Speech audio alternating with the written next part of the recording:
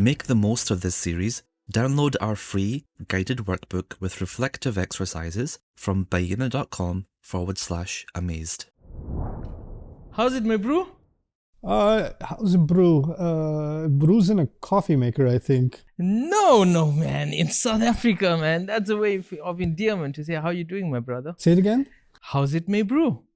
How's it, me brew? Yeah, how's it, my bro? So, like... Brew is brother, bro. But yours is brew. Yeah.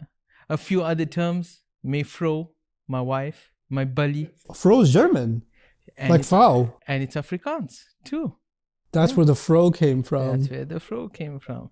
You know, one of my favorites is when I go to Europe and sometimes people say, Ustadh Nouman, how you going? Yeah. Now I've heard, how's it going? Yeah. And how are you doing? But they smash the two together and say, how you going? And I'm thinking, by car? By bus? What do you mean? But that's just their way of saying, how are you? Of course. Every language has its own patterns. And every language has certain words that are almost interchangeable between one another. Like, think of happiness and joy, or anger and rage. These words, even though they may have some nuances and they mean different things, but in many cases, they are actually used almost exactly the same way, interchangeably, right? Similarly, there are sometimes words that are the full version of something or the lesser version of something, like demo as opposed to demonstration, which you can in casual speech kind of use interchangeably. Now bear in mind that as I share this example with you, the entire Quran is an oral tradition. It was revealed, and it was memorized as it was sent down, and it wasn't documented in the way that a book is written down. It's passed down primarily as an oral tradition, and later on it is put into writing. So the Arabic language, let's start with that. The Arabic language actually has two words for giving counsel.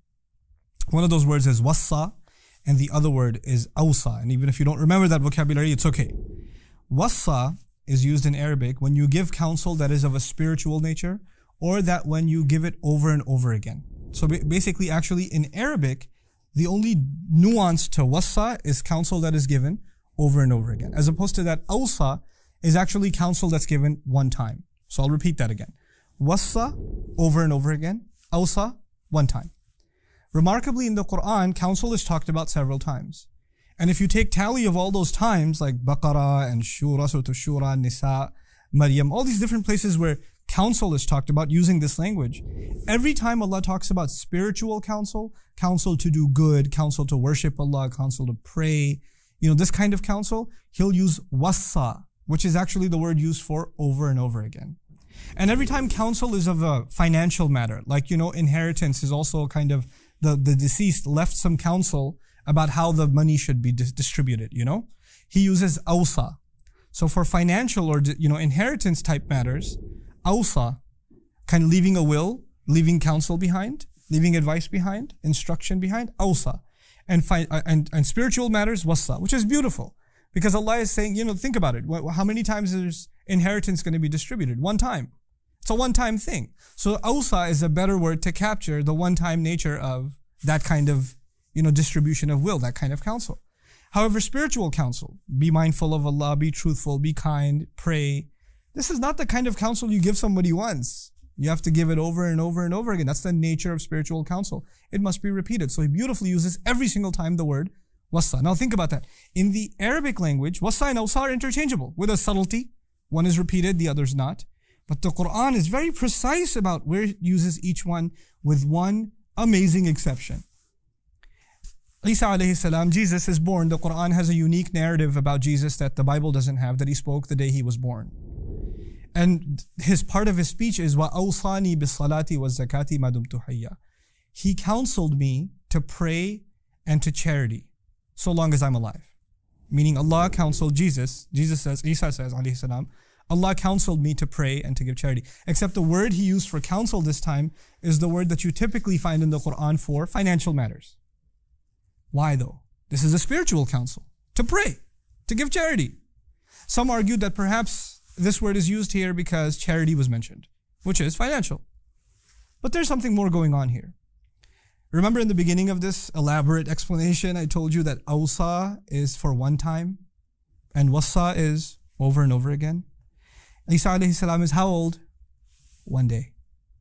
He couldn't possibly have been given counsel over and over and over again. He's only been given counsel to pray and give charity one time. So he says, Awsani bis-salati was-zakati. 23 years of an oral revelation, and the only time the pattern is broken is when the one-time advice is given. It's what you have to call amazing.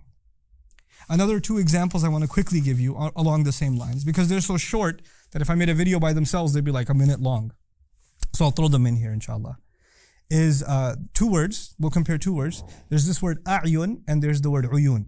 A little more vocabulary for you. A'yun is actually, it means 2 things. Each one of these words means 2 things. A'yun could mean eyes, and a'yun could also mean springs of water. It could mean eyes and it could mean springs of water. On a side note, the Arabs have the same word for these because anything that pleased their eye, they use the word eye for it. So waterfalls are called eye too because it pleases their eye. But regardless, a'yun could mean eyes and it could also mean springs of water. Another word, uyun, could also mean either one of these things. It could mean eyes and it could also mean springs of water. But the Quran has a particular signature. So for 23 years of this oral tradition, every time a'yun was used, it was about the eyes. And every time uyun was used, it was about the springs of water. Even though in Arabic, both of those could carry both meanings, the Quran decided that it's going to have a signature where a'yun consistently will be talking about eyes and uyun consistently is going to be talking about springs of water. That kind of consistency in oral speech is impossible to keep up with. It's just impossible to keep up with. And finally, just along the same lines, is the distinction between 2 kinds of rain. The Arabs use the word matar for rain. They also use the word ghayth for rain. And interestingly enough, in the Quran, matar, every time a rain is kind of like a flood kind of a rain or a punishment is raining from the sky, matar. And every time rain has something good in it, something that produces life and gives vegetation, ghayth. So it actually distinguished between the 2 kinds of rain that the Arabs themselves would not distinguish. They would use matar and ghayth interchangeably. Rain is just rain, but 2 different words for 2 different scenarios of rain. Good rain, ghayth. Terrible rain, matar. Over and over again for 23 years. The point of this short session was to illustrate to you how the Quran, when it picks a word, and it sticks with it, and it creates a pattern using that word, it actually creates a literary signature for that word.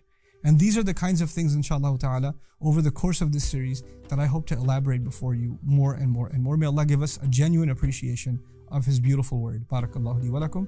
Assalamu alaikum wa rahmatullahi wa barakatuh. See you next time. So much of the work on the Quran has been completed on Bayyinah TV. I want you to enjoy systematically studying the Quran from the beginning all the way to the end, in brief and then in great detail. And to do that, I'd like for you to sign up on BayyinahTV.com. And once you appreciate what's going on in Bayyinah TV, I want you to become an ambassador for it and share that subscription with friends and family and give it as a gift also. Thank you.